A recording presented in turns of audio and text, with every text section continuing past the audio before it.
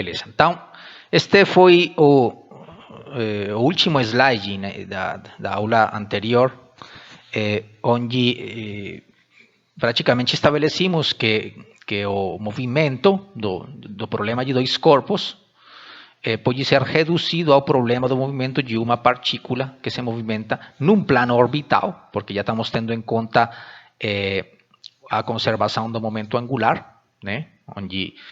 E essa conservação do momento angular total do sistema implica que estes dois vetores, o R e o P, permanecem sempre no mesmo plano, que estamos chamando de plano orbital, certo? E ali definimos as coordenadas generalizadas R e θ. Para escrever a lagrangiana e a partir dela obter as equações de movimento. Tudo bom? Uma dessas equações de movimento traz como consequência esta relação aqui, tudo bom? E a outra equação de movimento, bom, é esta que está aqui, certo?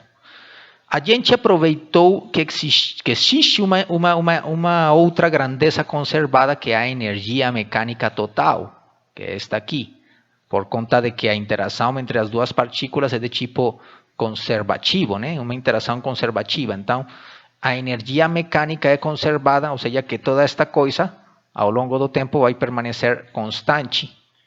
Tudo bom? E fizemos uma análise qualitativa. Certo? Então, falamos que, olha, por exemplo, se a partícula tem uma energia, como por exemplo esta daqui, este valor de energia verde, que está acima deste mínimo do potencial efetivo, então, nesse caso, teremos um movimento que está limitado por dois valores de R, da coordenada radial, R1 e R2. E esses valores são chamados de pontos de volta. Beleza? O movimento poderia ser periódico ou não, certo? Dependendo do tipo de potencial que a gente tiver aqui. Beleza? Bom, então agora vamos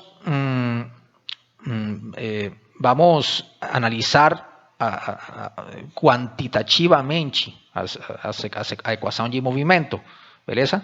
Ou seja, vamos passar a analisar o problema de como integrar a equação de movimento, ou seja, como encontrar R como função do tempo, ou se quiserem, a equação da trajetória, beleza?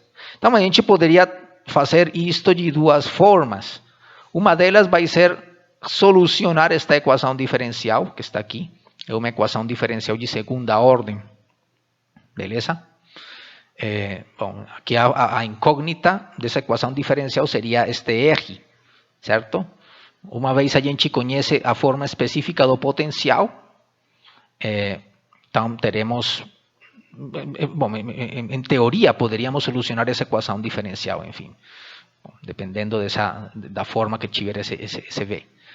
Mas existe uma forma mais simples, que é aproveitar a existência desta integral de movimento. Tudo bom? Aproveitar a existência desta integral de movimento, a energia. Porque, olhem, aqui nesta equação aparece uma primeira derivada, olha. Aqui nesta equação aparece uma primeira derivada, é mais simples, ou seja, a primeira derivada de R em relação ao tempo. Enquanto que aqui aparece segunda derivada, certo? Do ponto de vista matemático, poderia ser mais simples. Beleza? Que é o que vamos fazer aqui. Vamos aproveitar esta equação da energia para solucionar esse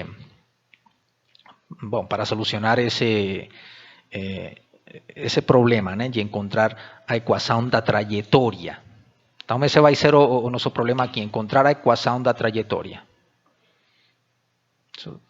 Deixe-me copiar este negócio por aqui, nesta outra parte. Então, estou intitulando aqui como solução das equações de movimento. Ou, se quiserem, equação da trajetória. Então, também vou... Só um minutinho. Tá certo. Bom, então, como eu estava falando para vocês, vamos adotar esta técnica, esta esta ferramenta, né, mais simples para encontrar essas equações de movimento. Então, vamos supor que a energia da partícula, bom, a energia do sistema, né, lembremos que temos um sistema de duas partículas, né, mas que pode ser interpretado como a energia de uma partícula, de uma quasi-partícula que tem massa reduzida μ. Tudo bom? Falar da energia dessa quasi-partícula e da energia do sistema de dois corpos é a mesma coisa. Beleza? É importante não esquecer isso. Bom, então, a partir desta equação podemos isolar este eje ponto. Tudo bom? Então, vamos ver. Então, aqui teremos eje ponto quadrado igual este cara, bom, passa para este lado aqui. Bom, aqui teríamos E menos esta coisa, e tudo isto fica num parênteses aqui, melhor, e tudo isto fica multiplicando a uma constante que vai ser 2 sobre μ, né? Beleza, 2 sobre μ, exatamente. E então significa, se a gente pega esta, ou seja, isola este eje quadrado, teremos o seguinte, vamos aproveitar aqui, vamos pegar a raiz quadrada disso. Então, raiz quadrada, né? E então, lembremos que quando a gente tem uma expressão quadrática, então aqui quando a gente isola, aqui aparecem as duas soluções, né? A solução positiva e a solução negativa, mais ou menos, beleza? Por enquanto vou deixar assim, depois a gente escolhe um destes dois sinais. Bom, e então, lembremos que este eje ponto é derivada de eje em relação a t. Agora vou retornar àquela notação usual do cálculo. Beleza. E então aqui a gente poderia, olha, a partir daqui, a gente poderia fazer uma coisa tipo uma separação de variáveis, né? Ou seja, este dr deixar sozinho, certo? Este dr deixar sozinho e a um lado da equação, certo? Ou seja, tudo que tiver a variável r a gente deixa aqui. Beleza? Ou seja, toda esta coisa aqui vai ter, aqui é mais ou menos, bom, enfim, agora eu coloco mais ou menos. E isto vai ficar aqui embaixo, aqui teremos o mais ou menos, igual a dt, certo? Eu simplesmente passei este dt para aqui, ou multipliquei, né? A gente multiplica em ambos lados da equação, pero elemento por este diferencial de t fica desta forma, este negócio passa para o lado esquerdo, enfim, fica desta forma. E a gente poderia fazer a integral disto, certo? A integral disto, e a gente obtém, fazendo a integral, olha, este negócio, vou pôr por aqui, e se a gente fizer a integral, nossa, aqui vai ficar feio, só um minutinho. Se a gente fizer a integral, então a gente obtém t como uma função de r, certo? T como uma função de r, a gente obtém isto, porque neste lado direito, aqui vamos obter simplesmente t mais uma constante, certo? T mais uma constante. E aqui neste lado, bom, vai ficar uma expressão que, sei lá, poderia ser uma integral muito difícil ou fácil, enfim, dependendo da forma do potencial, certo? Isso vai depender exclusivamente desta coisa. Bom, enfim, mas em princípio, para os problemas mais conhecidos da física, como é o problema do potencial que é inversamente proporcional a R, essa integral pode ser resolvida sem problemas. Não é trivial, mas pode ser resolvida. Tudo bom? Então, isto poderia ser uma opção. A gente obtém t como função de r e, a partir daí, a gente inverte, certo? E obtém r como função de t. Enfim, isso seria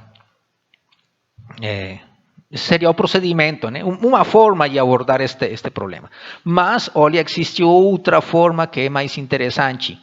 Existe, digamos que uma técnica mais interessante que, de uma vez, nos leva para a equação da trajetória, certo? Ou seja, a partir daqui, a gente também pode optar,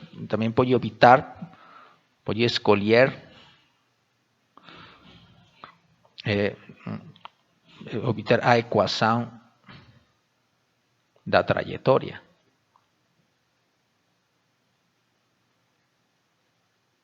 A equação da trajetória no plano orbital. Tudo bom?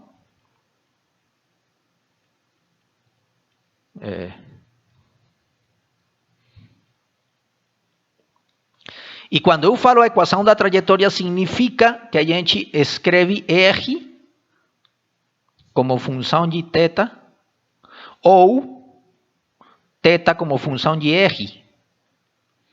Beleza? Ou seja, vocês têm aqui o plano orbital, que é este aqui. Este é o plano orbital, certo? Quando vocês expressam a relação entre as coordenadas que fazem parte desta linha vermelha, certo? Quando vocês expressam essa equação, vocês estão escrevendo a equação da trajetória. Pode ser em coordenadas cartesianas ou pode ser em coordenadas polares. Tudo bom? Ou seja, aqui vou fazer um desenho um pouquinho mais. Aqui temos o plano XY, certo? Que vai ser o plano orbital, XY. Aqui. Então, quando, sei lá, vocês desenham uma coisa assim, tipo, suponham por um momento que a trajetória tem esta forma, tem forma de uma elipse. Beleza? Então, nesse caso, a equação da trajetória em coordenadas cartesianas vai ser uma coisa tipo, bom, vou escrever aqui, x, de acordo com isto que estou escrevendo aqui, esta elipse, ela está com um centro por aqui em alguma parte, em algum ponto que eu vou chamar x0, sei lá, x menos x0 ao quadrado, sobre alguma constante que vou chamar de a ao quadrado mais y quadrado sobre b ao quadrado igual a 1, enfim. Essa seria a equação da trajetória. Uma expressão que, aqui vamos ter uma função, olha, aqui neste lado, vamos ter uma função que depende das duas coordenadas, né? X e y, certo? Isso vai definir uma região no plano, que vai ser a região dos pontos que definem essa trajetória, certo? Neste caso, bom, uma elipse. Tudo bom? Mas esta coisa poderia ser escrita também em termos de uma, desculpa, em termos das coordenadas polares, certo? Ou seja, se aqui, a partir daqui desta expressão, desculpa, a partir daqui dessa expressão, vocês podem escrever, por exemplo, y como uma função de x, certo? Isolando y, passando este x para este lado direito, vocês podem obter x como função de y ou, desculpa, y como função de x ou x como função de y. Tudo bom? As duas opções podem ser obtidas a partir daqui, desta expressão. Então, esse mesmo procedimento pode ser feito em coordenadas polares. Quando vocês fazem uma transformação de coordenadas polares, certo? Quando vocês usam aquele x igual a r cosseno de θ e também y igual a r seno de θ, quando vocês substituem este negócio aqui dentro desta equação, aqui agora vocês vão obter uma expressão. Vocês abrem as contas, né? Substituem este x aqui, este y por aqui, e vão obter uma função, alguma coisa ali, y, que vai depender de r e θ. E aqui igual a 1, por exemplo.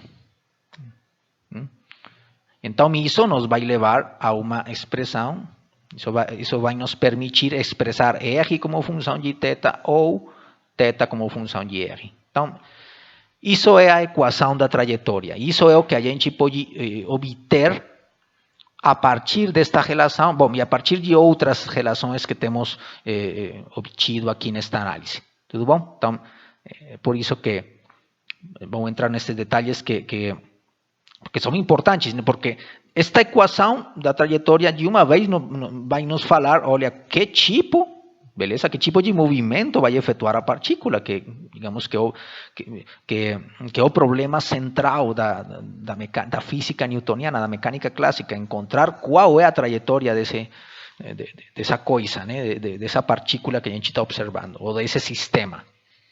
Então, esse vai ser o esquema que vamos seguir aqui. Deixe-me apagar todas estas coisas e vamos, então,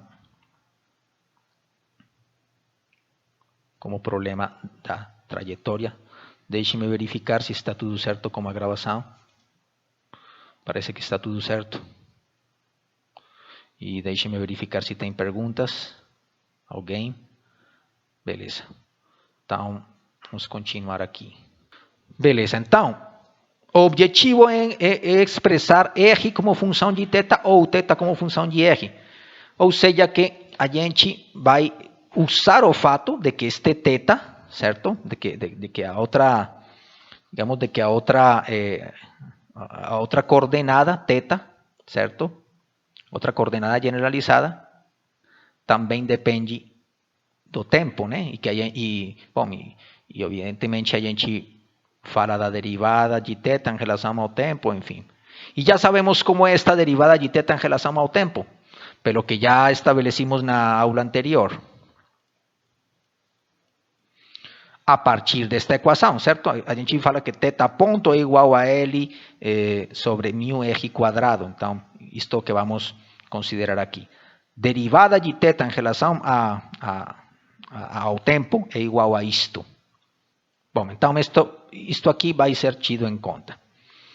Beleza? Porque aqui, quando vocês escrevem derivada de R em relação ao tempo, vamos passar isto por aqui. Quando vocês escrevem a derivada de R em relação ao tempo, tendo em conta que R é uma função de θ, olha, vamos colocar aqui, sendo R, agora vamos considerar R uma função de θ, certo? Se a gente considera isso, podemos usar a regra da cadeia. Então, o que fala a regra da cadeia é que esta operação aqui vai ser equivalente à derivada de R em relação a θ, beleza? Vezes a derivada de θ em relação ao tempo. Mas sabemos que a derivada de θ em relação ao tempo é isto aqui. Nossa, acho que estou... Deixa-me ver se é ao quadrado. Ah, não, está certo. Está certo. É linear.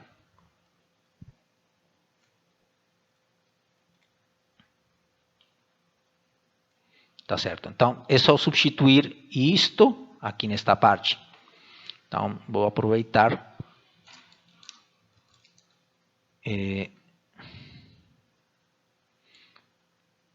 Vou escrever primeiro isto. E agora isto. Beleza. Então, esta derivada de R em relação ao tempo é equivalente a isto. Certo? Mas já sabemos, pelo que falamos anteriormente, que esta derivada de R em relação ao tempo é igual a isto.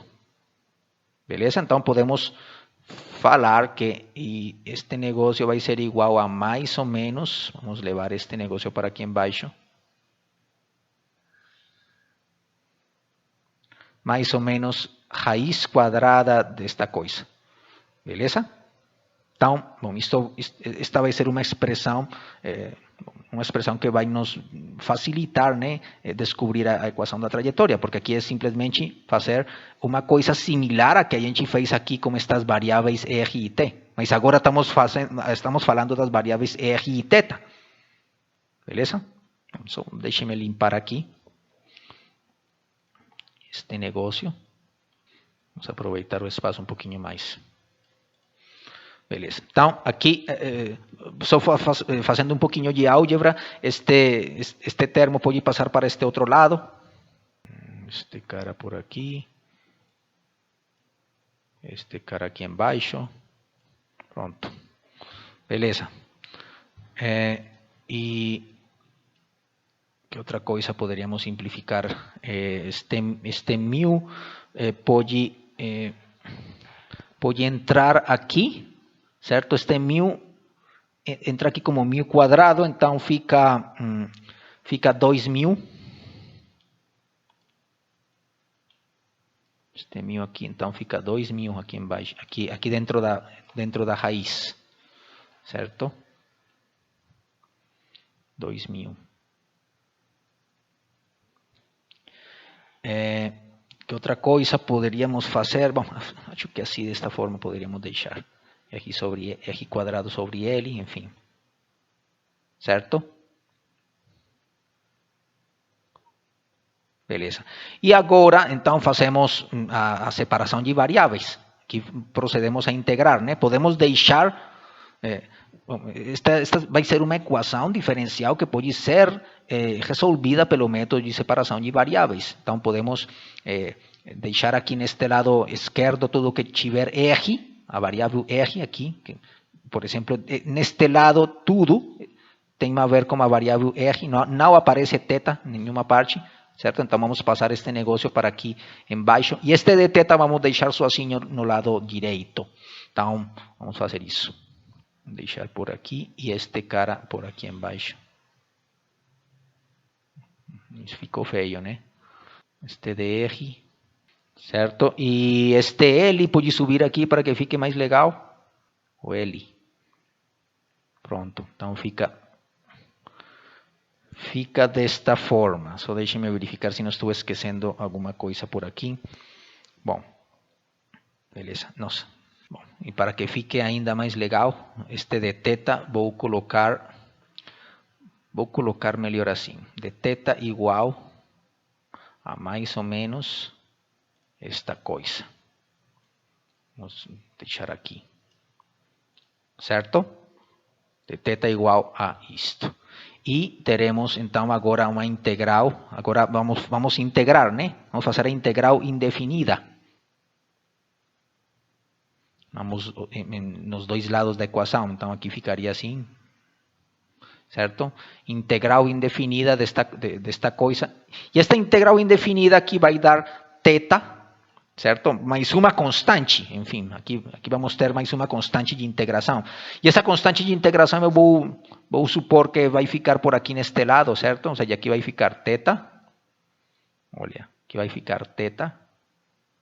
Pode fazer a integração, né?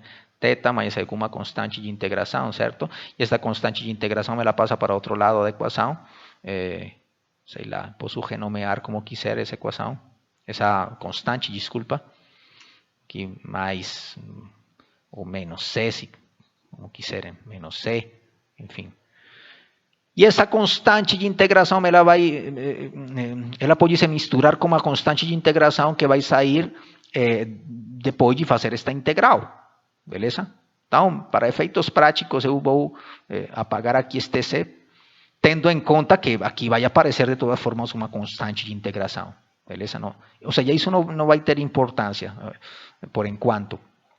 O fato de não escrever aqui a constante de integração, porque ainda falta fazer esta integral. Beleza? Então, o importante aqui é observar que depois de solucionar esta integral, aqui vai ficar uma função de R. Então, isso significa que este θ aqui está sendo mostrado como uma função de R. E também outra coisa aqui importante é observar que o integrando, olha, o integrando aqui, tudo que está dentro da integral, certo? Ele é uma coisa que por definição, vai ser positiva. Beleza? Este L é a magnitude do momento angular total, é uma grandeza positiva, é um módulo. Este R quadrado é uma coisa positiva também. Esta raiz quadrada, dado que estamos considerando que o valor da energia vai ser superior que o potencial efetivo, em todo momento, significa que esta coisa, este vai ser um número real positivo, né? Então, todo este integrando vai ser positivo. Significa, então, que quando a gente fizer a integral, a grandeza que vamos obter aqui é uma coisa também positiva, positivo definida, certo? Ou seja, se a gente escolher θ como o ângulo, certo? Como ângulo que é medido, olha, desde o eixo positivo x, que é o que estamos fazendo desde um começo, certo? Desde o começo estamos fazendo isso. θ está sendo escolhido como o ângulo medido desde x. Este vai ser um número positivo, certo? Então podemos escolher aqui, nesse caso, podemos escolher aqui o sinal positivo, o sinal mais. Beleza? Sem perder a generalidade do procedimento. Bom, e então esta seria a equação. Esta seria a equação em geral, a equação da trajetória, certo? Em geral. Só deixe-me ressaltar esta expressão que é bem importante. Então, esta é a equação da trajetória no plano orbital. Beleza, então, como já falei para vocês, isto vai depender, esta integral vai depender da forma específica do potencial, certo? E, em particular, a gente, olha, poderia ter, lembrando que falamos ontem, bom, ontem não, na última aula, na aula anterior, a gente poderia ter ou não movimento periódico, certo? Dependendo, bom, do ponto de vista desta análise qualitativa, a gente poderia ter ou não movimento periódico. O movimento está limitado, né? O movimento está limitado. Mas ele poderia ser periódico ou não, certo? Ou seja, a gente poderia ter, por exemplo, um caso como este. Imaginem que vocês solucionam, sei lá, aqui vocês incluem alguma expressão para este potencial, bom, para o potencial efetivo. E depois de solucionar, vocês suponham que eu tenho uma coisa tipo isto aqui. Vamos ver se o desenho fica legal. Imaginem que este é o plano orbital e que no centro desse plano orbital, bueno, aqui eu pretendo desenhar que essas duas circunferências que eu desenhei ali estão exatamente no centro, na origem desse plano orbital. Então, esta circunferência que está aqui pequena, ela tem um raio que eu vou chamar de R1, certo? Um raio R1.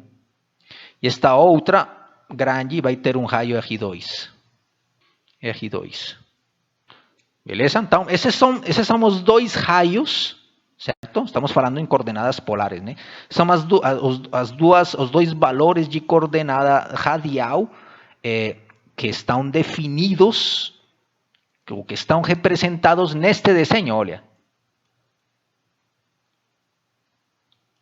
Neste desenho, este vai ser o R1 e o R2. Suponham que a partícula tem aquela energia, sei lá, menos 10 joules, por falar alguma coisa. Tudo bom? Então, estes são os raios aqui, raio menor, raio maior. Os raios que definem aquela região permitida, onde pode se movimentar a partícula. Então, o que a gente olharia, beleza? Olharia como os olhos, bom, é uma expressão que pode ser redundante, mas isto que a gente olha como os olhos, e isto seria o que a gente olha com, nossa, agora o que aconteceu com, nossa,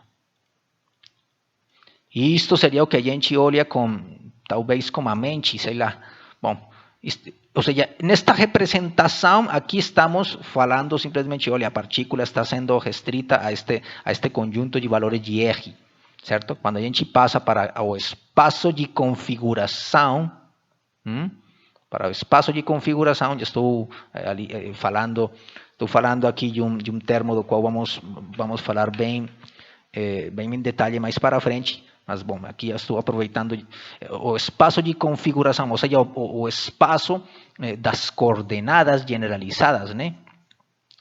Então, esse espaço de configuração permitido vai ser este anel aqui, ou melhor, bom, não sei se chama anel ou este disco, bom, esta parte que estou aqui indicando, certo?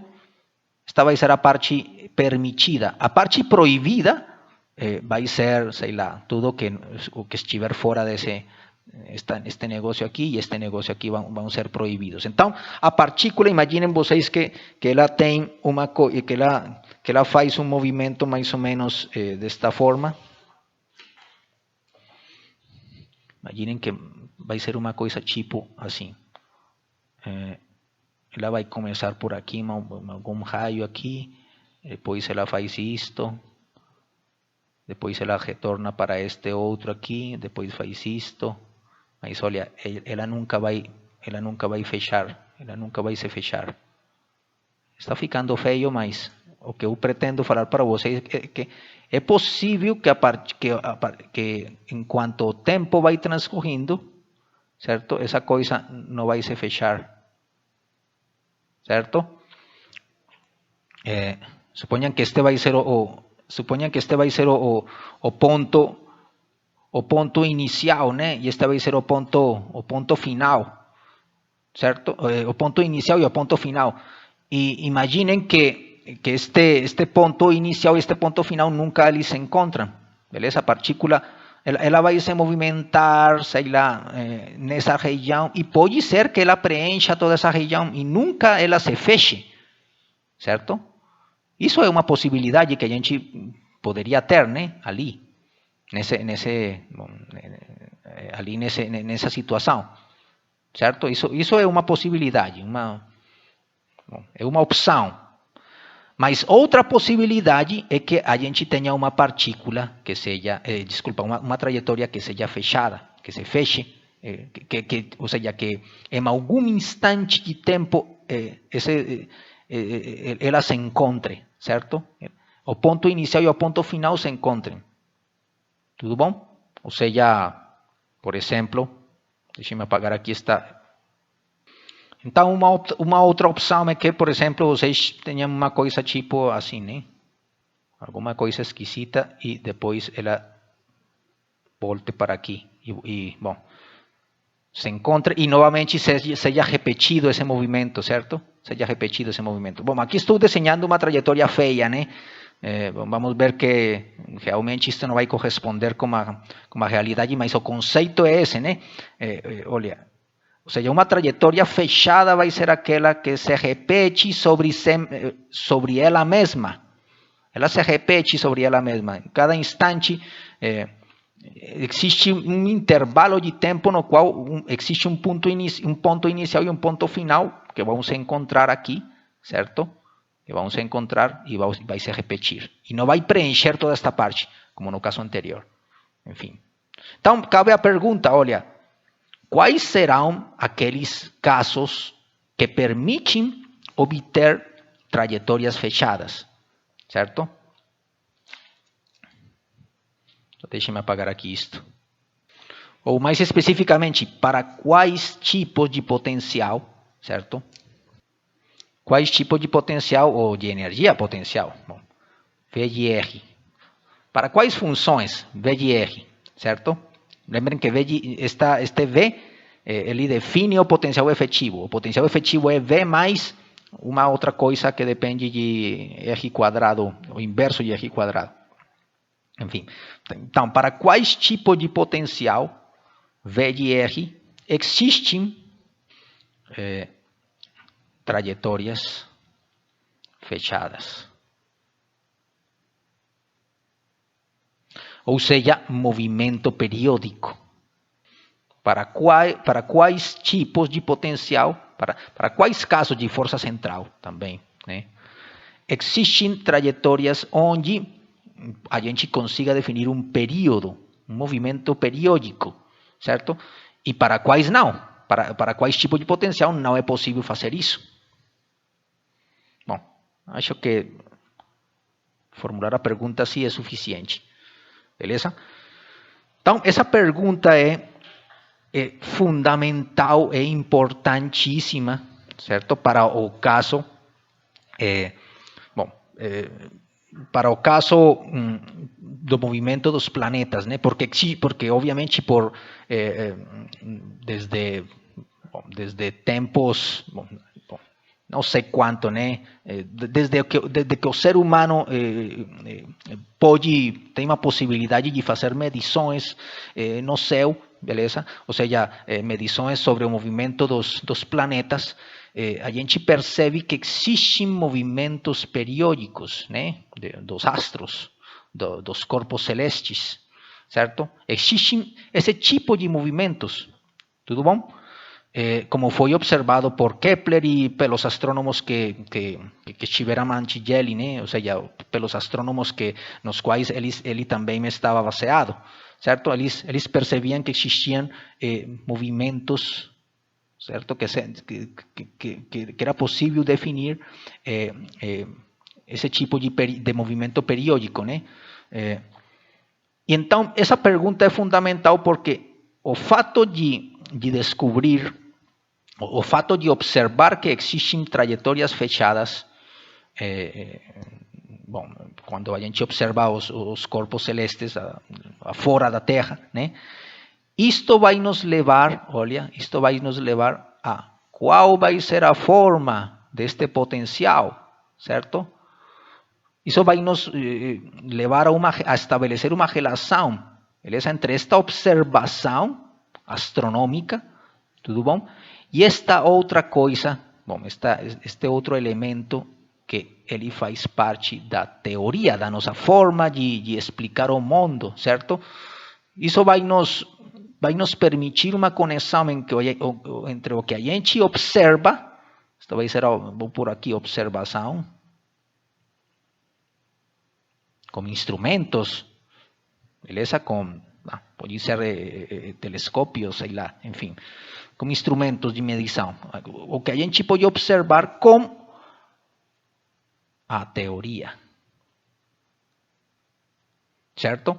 Porque se a gente consegue estabelecer quais são os tipos de potencial, certo? A gente pode estabelecer como é a força, certo? A força entre essas duas partículas.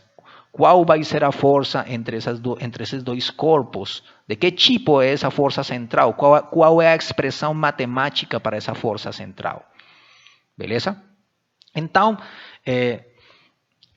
uma descoberta que é muito, que tem sido fundamental para a história da física foi aquele teorema de Bertrand, né? O teorema de Bertrand constitui uma resposta a esta pergunta fundamental, beleza? Então Bertrand, só deixe-me aqui limpar um pouquinho este negócio aqui, vou apagar. Bom, então o teorema de Bertrand estabelece que os únicos potenciais centrais, vou escrever aqui em termos do que estamos aqui falando, as únicas funções V de R, certo? Lembremos que neste curso este V representa a energia potencial, né? Vou esclarecer aqui. Este negócio é energia potencial. Não o potencial sozinho, sino a energia potencial. Bom, então, essa energia potencial, que é uma função de R, as únicas funções V de R, para as quais todas as órbitas limitadas, ou seja, todas aquelas órbitas que têm um R1 e um R2, um R mínimo e um R máximo, certo? Todas aquelas órbitas que fossem limitadas são fechadas.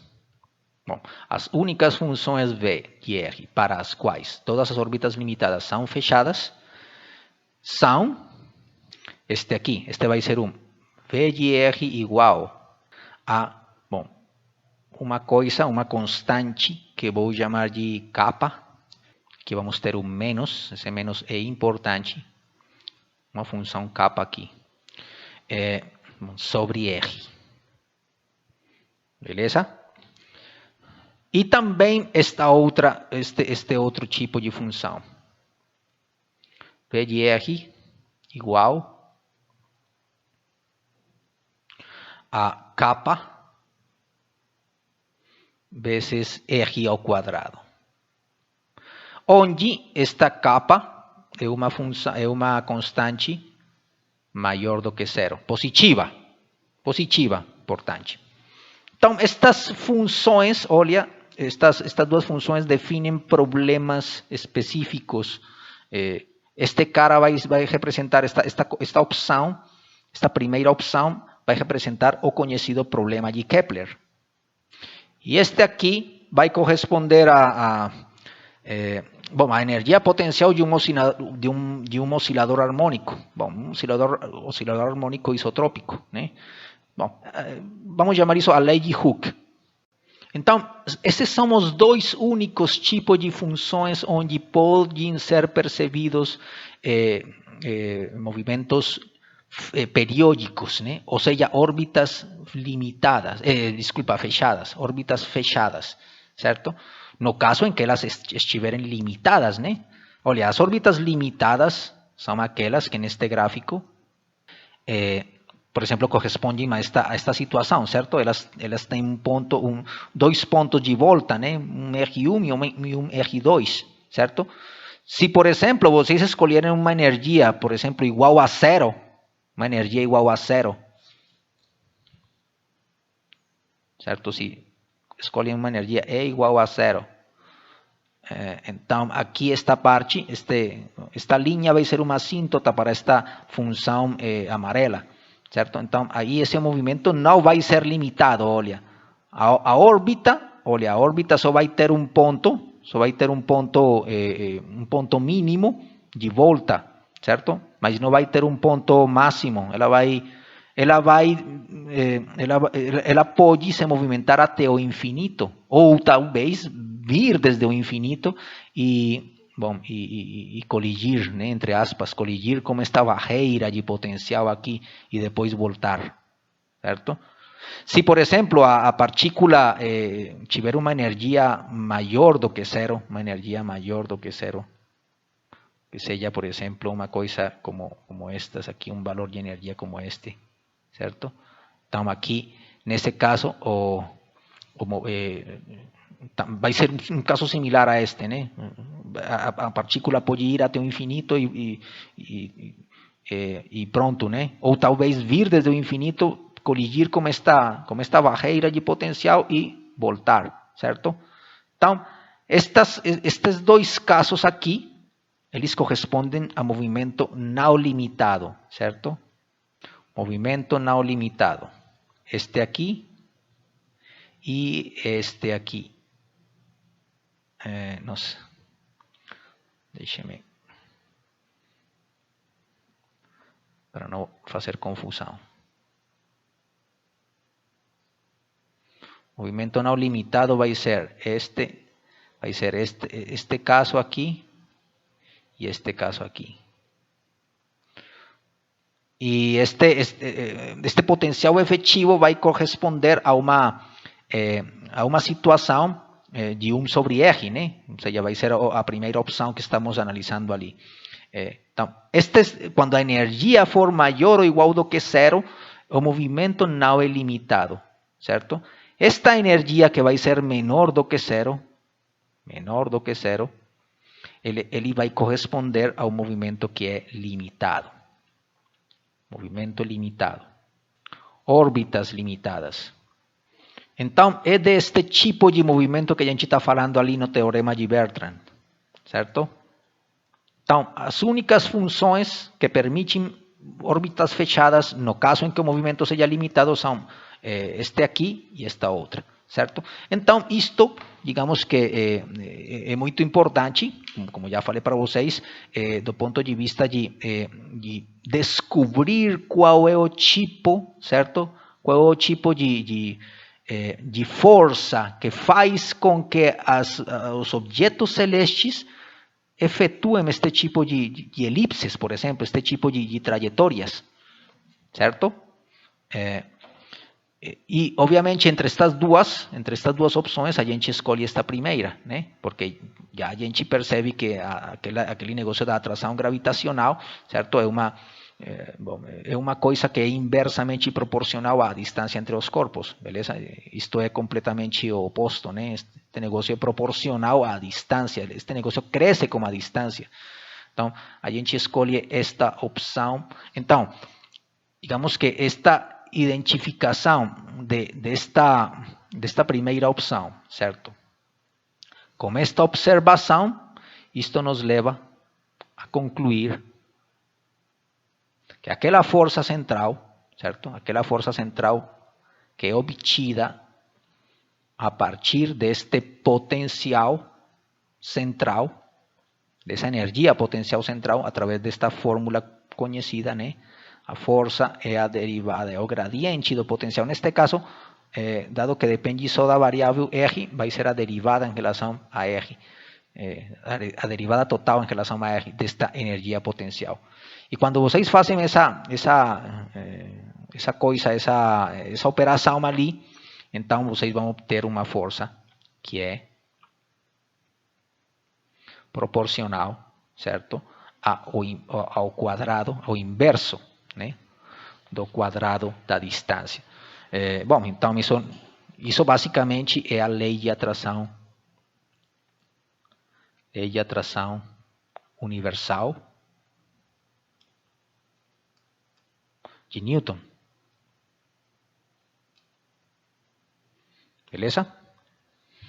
Ou se vocês estiverem falando de um problema de eletrostática, certo? Um problema de eletrostática vamos ter conclusões similares, né? Obviamente falando de uma carga de diferente sinal, de sinal oposto, certo?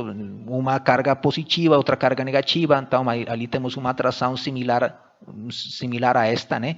E então isso vai expressar a lei de Coulomb, certo? A conhecida lei de Coulomb, ou a lei de Coulomb. Enfim, então este teorema de Bertrand é muito importante precisamente por esse fato, certo? Então vamos focar, já que estamos falando, aproveitando que estamos falando aqui sobre este negócio do problema de Kepler, vamos falar especificamente da solução do problema de Kepler, beleza? Então, só um minutinho. Vamos apagar aqui esta pergunta que já falamos desta resposta aqui. Enfim, então, neste caso em que a gente escolhe esta primeira opção, que é o problema de Kepler, certo? A gente pode usar esta equação, certo? A gente simplesmente o que faz é introduzir isto aqui. Lembremos que o potencial efetivo é igual a V mais L ao quadrado sobre 2 vezes R ao quadrado, certo? Deixem-me lembrar se estou... 2.000, desculpa. Estou faltando a massa efetiva. A massa reduzida, desculpa. 2 vezes μR quadrado. Certo? Então, a gente simplesmente introduz isto aqui, certo? Depois leva esta equação para aqui, enfim. E aí, simplesmente afrontamos o problema de fazer essa integral, certo? E se encontra que para solucionar essa integral é conveniente redefinir uma variável, fazer uma redefinição de variáveis. Uma variável que chamamos de U, que vai ser igual a 1 sobre R, por definição. Beleza? Então, em termos dessa variável, desse U, então aqui vamos ter U ao quadrado, aqui vamos ter V de U igual a menos K vezes U, enfim, vai ser esse tipo de função aí para simplificar as contas aqui nesta integral. Então, quando a gente introduz essa variável, a solução para essa integral, certo? Ou seja, a equação da trajetória, ou seja, U como função de θ, quando a gente introduz este negócio assim, então agora, depois de solucionar essa integral, a gente obtém uma função de U como função de θ, certo? U como função de θ. E esse U como função de θ vai ter esta forma. A massa reduzida, certo?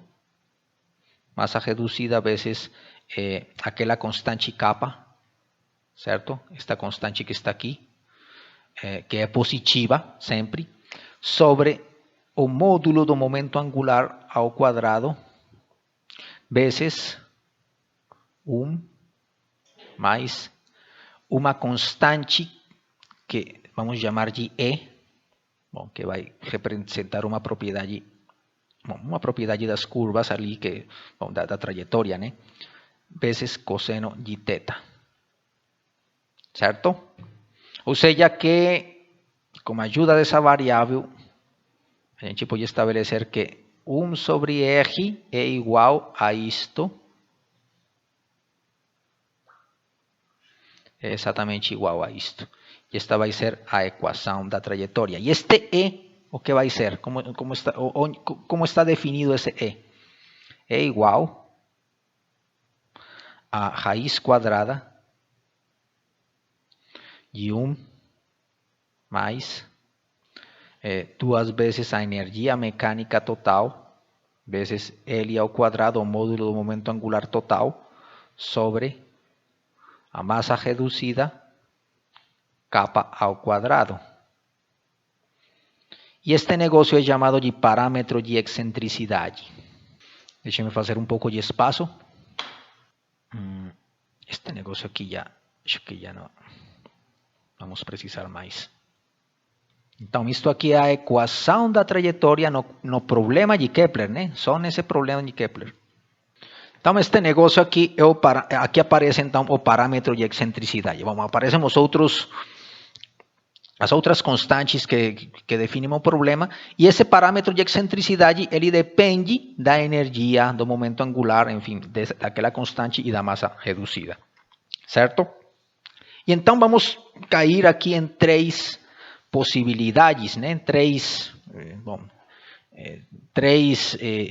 possíveis casos, três possíveis situações, certo?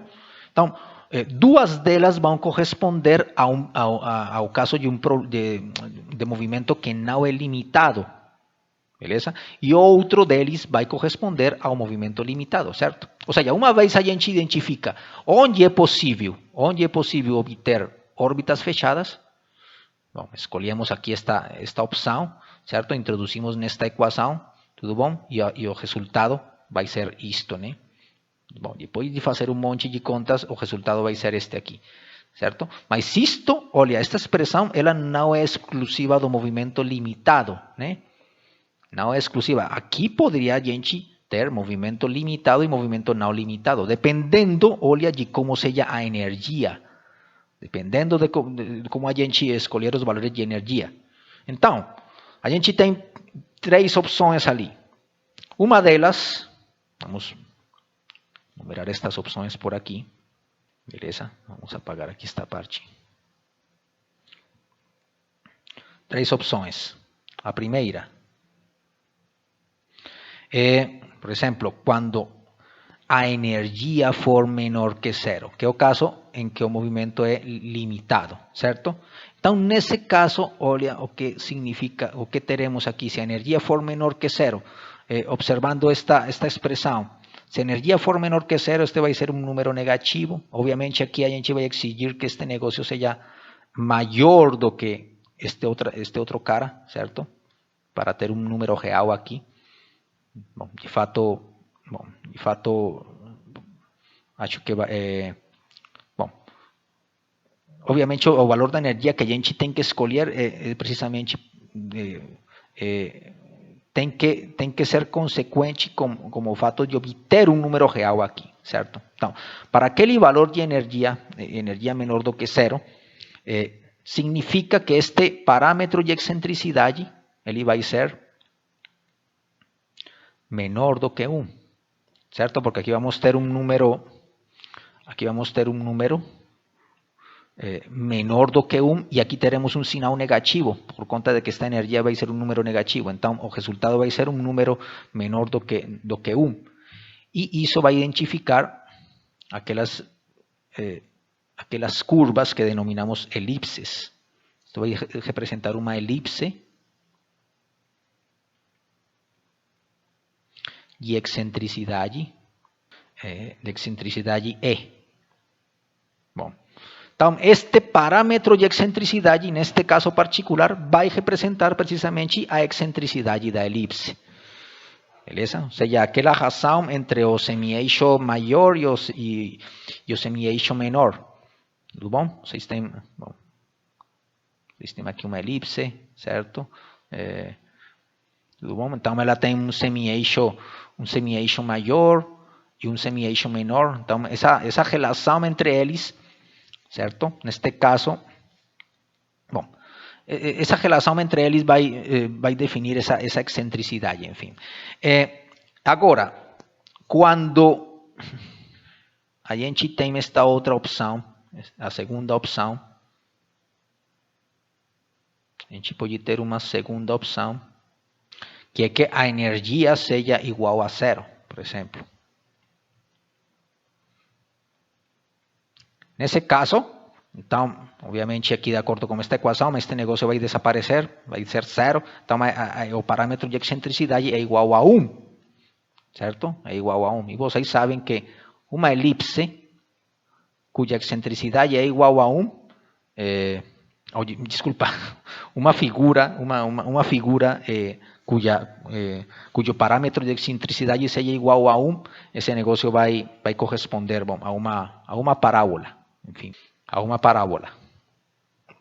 Vai corresponder este caso aqui.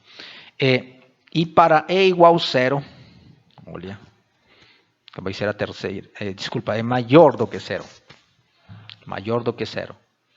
Então, terceira opção é maior do que 0.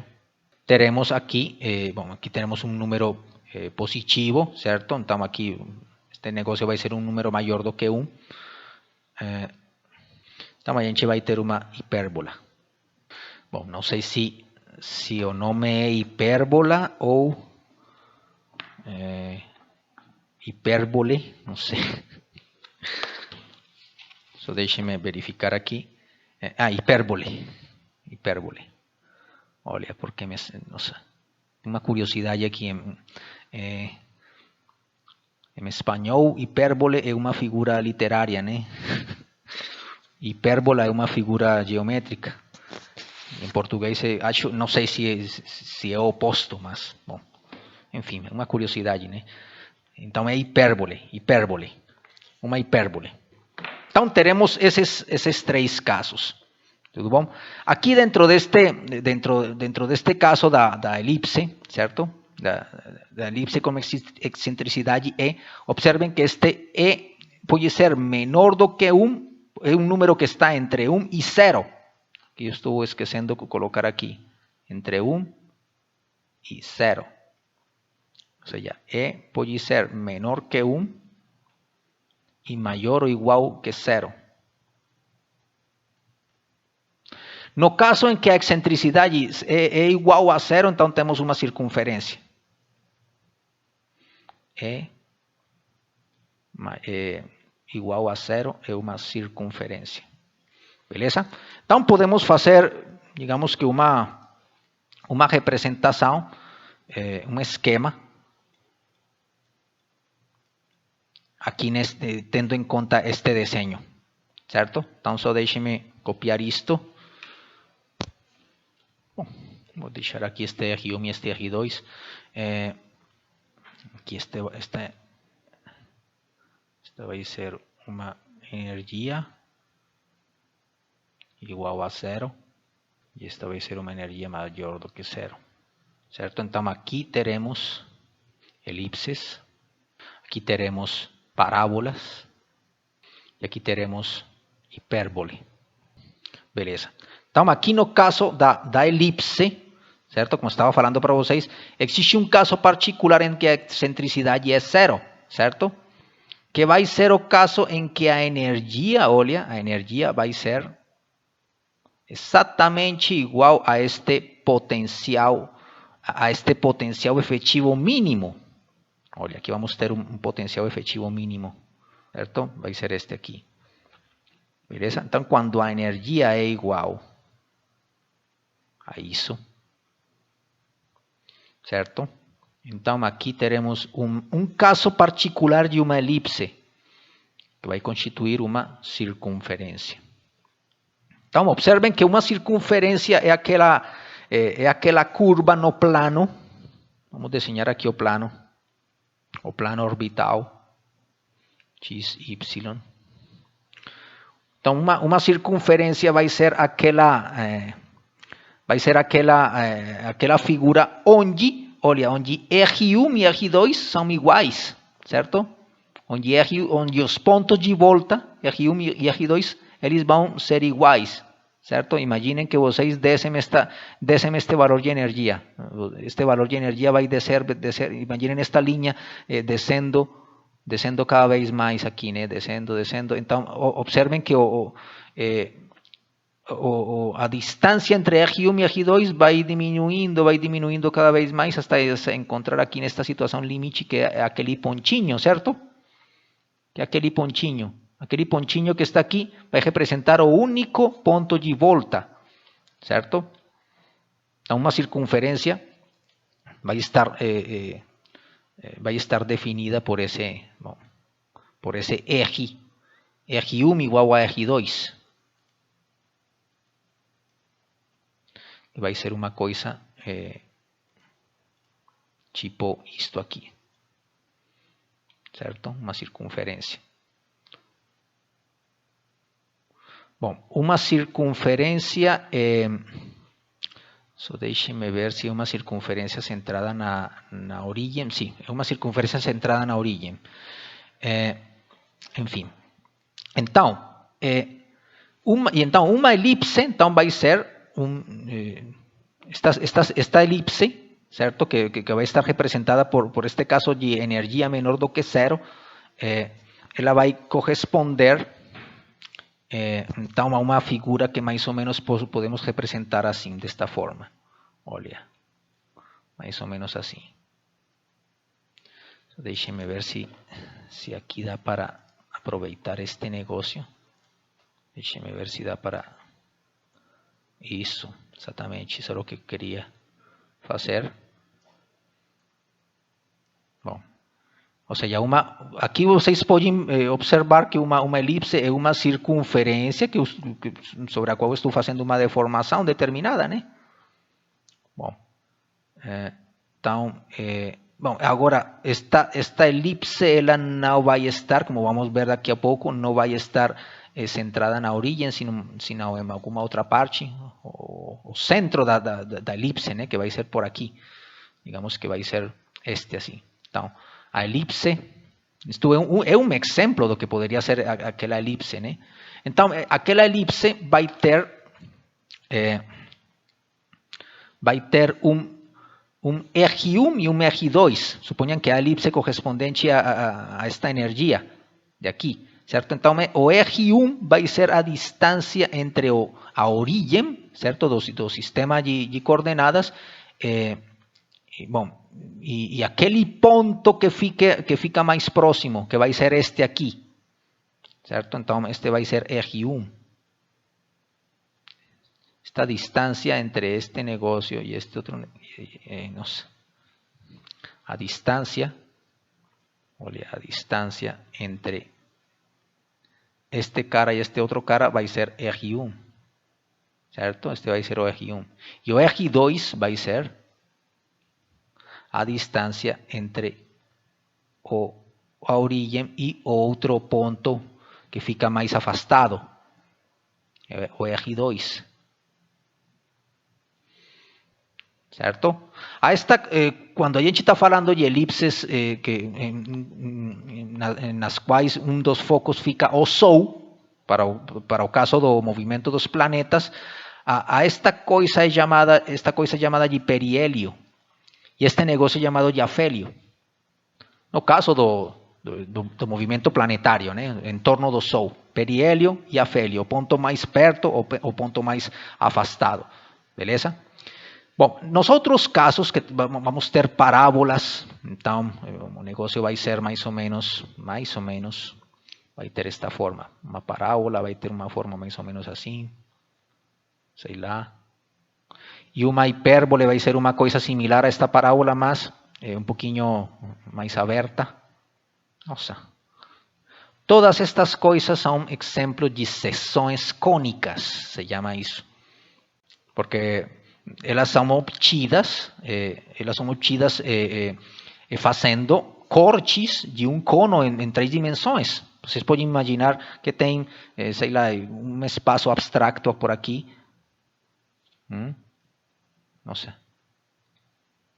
Agora, tá. Vocês podem imaginar que tem um espaço tridimensional aqui, mas não é o espaço físico. Beleza? Não é o espaço físico, é um espaço de 3 dimensões e vocês colocam um cone. Vocês desenham um cone por aqui, certo? Um cone, que é mais ou menos uma coisa assim, tipo. E quando vocês fazem diferentes seções aqui deste cone, certo? Diferentes seções. Imaginem que vocês fazem um corte vocês fazem a interseção deste cone como um plano, certo? Como algum plano, vou desenhar aquele plano, sei lá, por exemplo, um plano que seja totalmente paralelo com este aqui. Imaginem isso. Um plano que seja totalmente paralelo. Então, imaginem que eu faço este negócio, faço o corte desse cone, como aquele plano paralelo. Nossa. E o que vocês obtêm desse corte vai ser uma figura que aqui pode ser representada mais ou menos, vamos ver se eu consigo fazer bem bonitinho, que vai ter esta forma, vai ter forma de circunferência, vai ser uma circunferência. Se este plano, por exemplo, tem uma inclinação, se vocês viram este plano um pouquinho, olha, ali a figura que vão obter vai ser, bom, pode ter a forma de uma elipse. Enfim, dependendo da inclinação deste plano, quando esteja se interceptando com este cone, a figura geométrica que vai se formar ali pode ser uma circunferência, uma elipse, sei lá, uma parábola, uma hipérbole, sei lá. Por isso são chamados de seções cônicas. Bom, é uma curiosidade, simplesmente. Então, esses são os possíveis tipos de trajetória que a gente poderia obter ali no problema de Kepler, certo? Estes dois casos correspondem, bom, realmente eles constituem um caso, né? Mas, bom, estes dois casos aqui correspondem a movimento limitado, certo? Movimento limitado, estes dois aqui. Movimento fechado, limitado e fechado. E estes dois casos aqui, desculpa, este e este, né? E estes outros dois casos vão corresponder com movimento não limitado. Este caso das elipses vai corresponder, vai descrever com muito boa aproximação as trajetórias dos planetas em torno do Sol. Tudo bom? Estes aqui, certo? Eles poderiam representar a trajetória de objetos que estão fora do sistema solar, como por exemplo asteroides, enfim. Coisas que não estão presas no sistema solar, coisas que não estão presas, cuja energia faz com que elas não estejam presas no campo gravitacional da coisa que está aqui, certo? O Sol, aqui no centro, fica o Sol. Beleza?